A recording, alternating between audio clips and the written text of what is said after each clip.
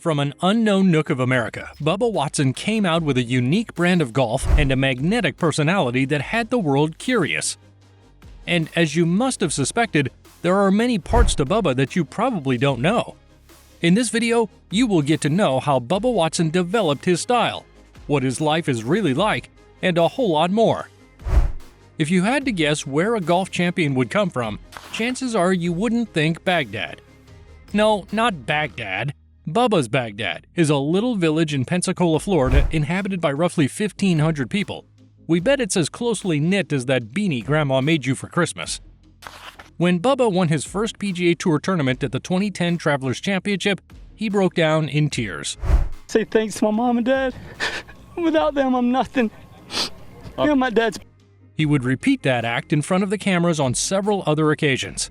But why won't Bubba stop crying? It's simple. He was always just as shocked as everyone else at his achievements. After his 10th PGA Tour victory at the 2018 Genesis Open, a reporter asked him if he had attained his goal, and he said, "My goal was very simple, make the PGA Tour. Nobody thought Bubba Watson from Baghdad, Florida." He didn't only make it to the PGA Tour, he has also made it on the PGA Tour. Come to think of it, how did a boy from Baghdad who never took a golf lesson in his life rise to these heights? Bubba's father gave him a cut-down 9-iron as a 6-year-old, and with it, the boy went off hitting plastic golf balls around his backyard. That is where he learned to hit it as long as he does and the starting point of his shot-shaping adventures. Bubba's life has been nothing short of a miracle, and he would attest to that because his Christianity is a huge part of who he is. He speaks openly about his faith and has a wife that shares his beliefs. Bubba met Angie Ball, now Angie Watson, at the University of Georgia. Interestingly, Ms. Ball played basketball for the University of Georgia's basketball team. As for her future husband, he had an unspectacular time with the Georgia Bulldogs on the golf course. At 6'4", she's about an inch taller than her husband. And how many 6'3" husbands can say they have taller wives?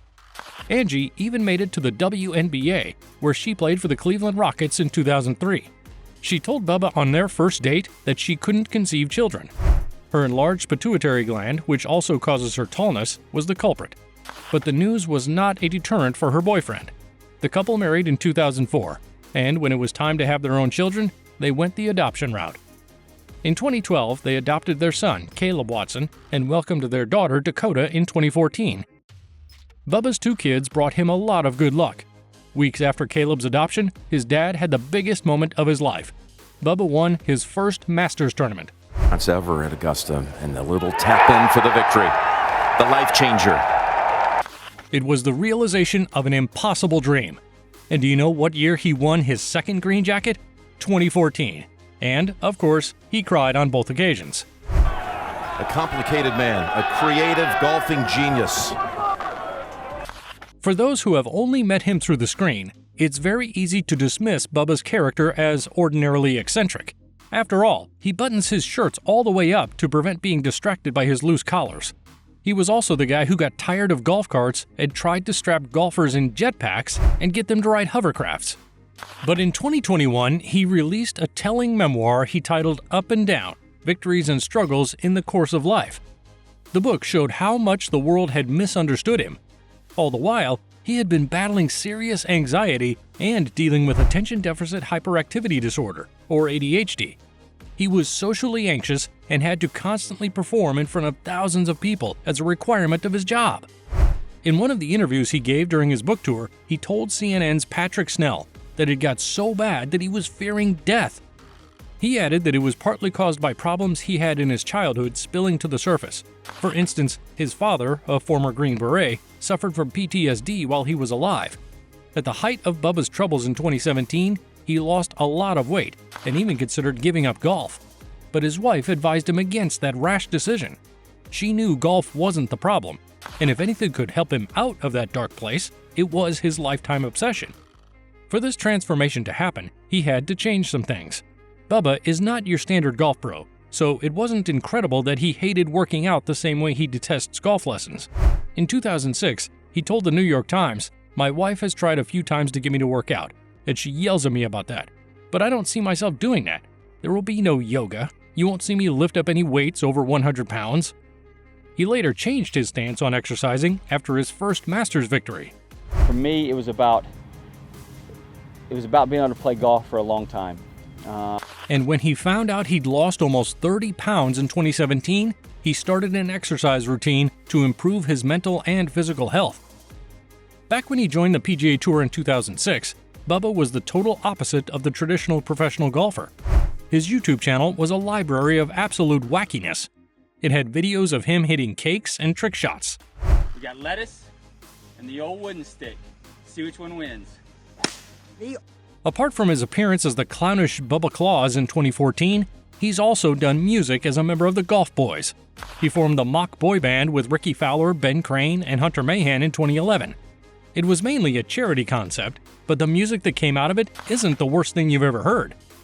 They've made 2 hilarious hits, especially Oh Oh Oh, which has over 8.5 million views on YouTube. About his musical abilities, he could definitely use some help from his friend Justin Bieber. Bubba is a mix of fellow lefty Phil Mickelson and legendary comic Bill Murray, and also not a stranger to controversy. One of his most memorable gaffes was his comments about France. Apparently, he was unimpressed by the 2011 French Open, about which he said, "It's not a normal tournament. There's cameras, there's phones, there's everything. There's no security." Naively, he went on to add insult to injury. In his ineloquent description of Paris, Bubba called the Eiffel Tower that big tower. To him, the Arc de Triomphe was an arch in the middle of the road. Versailles Palace was that castle next to where I'm staying, and he referred to the Louvre as this building that starts with an L.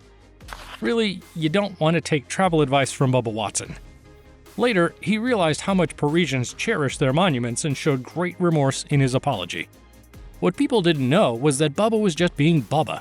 His careless choice of words had found the wrong side of his French fans, but Bubba's attitude towards life is mostly carefree. One man who might know about it is Tiger Woods. He's a close friend of the maestro and said on the Dan Patrick Show that Tiger had blocked him several times because he's always one-upped me in my career, and I wouldn't be surprised if he came out this week and won. And whenever he needles the 15-time major champion about how short he hits it, Tiger just points out his major wins. Now that's very unfair. Bubba is not known for his extravagance, but his sponsor Richard Mille made his $585,000 RM038 just in time for his 2012 victory at Augusta. The luxurious watch made of magnesium alloy also has a manually wound turbulent that allows it to withstand the G-force generated during Bubba's swing. And if you know Bubba, you know that's a lot of force. So what kind of car does Bubba drive? Since his story could easily be a hit series itself, he figured he might as well get a ride straight out of an actual hit TV series. His Dodge Charger is not an ordinary car. It's an original General Lee, the iconic car from the Dukes of Hazzard TV show. It cost him $110,000 to acquire his dream vehicle, but when he tried to do the parade lap at a NASCAR event with it, the organizers didn't let him. Why? It was due to the controversial Confederate flag on General Lee's roof, which Bubba subsequently painted over. In 2012, he sold his North Carolina lake house for $1.5 million.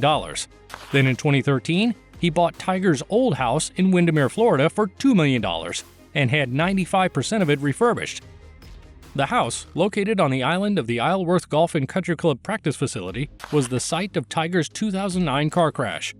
Again, Bubba would sell the home for $4.2 million in 2016. And that same year, he and Angie decided to go back to his home in Pensacola to give his kids an enjoyable childhood. He also has a property on the Greenbrier Sporting Club where Angie plays golf as well. Like nowhere else, he has shown on the golf course that he is different. His style, known as Bubba Golf, is textbook unorthodox. And as much as he just feels his way around golf courses, his unusual left-handed game has brought him considerable success. This hook shot from the last hole en route to his first green jacket perfectly encapsulates his brilliance on the course. There was also that one time he drove the ball 424 yards at the 2014 Bridgestone Invitational. Kind of light one up here. Oh. Just so you know how big of a deal this is, the winning drive at the 2022 PLDA World Championship was 426 yards. It was recorded by Martin Borgmeyer, and Bubba wasn't even trying. The object responsible for that monstrosity, of course, was his driver. It's the most interesting club in his bag, standing out with its pink coating. It has produced a lot of special moments, including a birdie after this shot at the 2011 Hyundai Tournament of Champions. Wow. Some commenters under the video of the birdie posted by the PGA Tour think it's one of the best birdies in history. Some say he colored his driver pink because it's his favorite color, while others say it's for his father who died from throat cancer in 2010. Whichever it is, Bubba surely does a great deal with it. The senior Gary Lester Watson wasn't there to see Junior win his first PGA tournament due to his illness. He was the one who nicknamed his son Bubba because he thought he looked like former NFL player and actor Bubba Smith. Is it just us, or do they look nothing like each other? Many things have been said about Bubba's character, and a lot of them have hurt him. According to him, he wants to be remembered as a man who tried every day to be the best version of himself. This explains why he's so keen on charity, especially in his hometown of Pensacola. For example, during his victory tour after winning the 2014 Masters, he gave some of his earnings to his schools. Actually, Bubba's generosity would need a video of its own.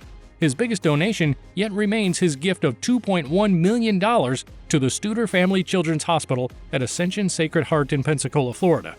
$2,100,000. The hospital can be found at 1 Bubba Watson Way. As part of Bubba's Drive to $1 Million initiative, Ping, Bubba's sponsor, pledged to donate $300 for every $300 drive by Bubba. That must have raked in quite an amount, since this guy literally breaks driver heads. He finally asked, "Where'd my ball go?" He had no idea where the ball went. It's just fine. Guess there's only so much beating a driver could take. With the help of his childhood friend Randall Wells, Bubba owns a combination of businesses within and outside golf. He opened his candy shop, Bubba's Sweet Shop, in 2016. His driving range is the Pensacola Golf Center. He invested in a car dealership he fell in love with as a child, now Sandy and Bubba's Milton Chevrolet. He is also a co-owner of the Pensacola Blue Wahoos, a minor league baseball team in his hometown. In 2021, he linked up with Linksole as an investor and brand ambassador for the golf apparel brand. In addition to his 12 PGA Tour victories, including 2 unforgettable Masters triumphs, he played on 4 unsuccessful Ryder Cup teams between 2010 and 2018. He only won as an assistant captain in 2016. He also represented the U.S. at the 2016 Rio Olympics and played in the President's Cup in 2011 and 2015. As one of the first pro golfers to join Twitter, he grew a large following that now includes almost 2 million fans. And he is known to respond to most of his mentions, so you can hit him up if you've got a question. If you enjoyed this video about Bubba Watson, check out the video on the screen now, or the one we posted below. We're sure you'll like that one too. See you there!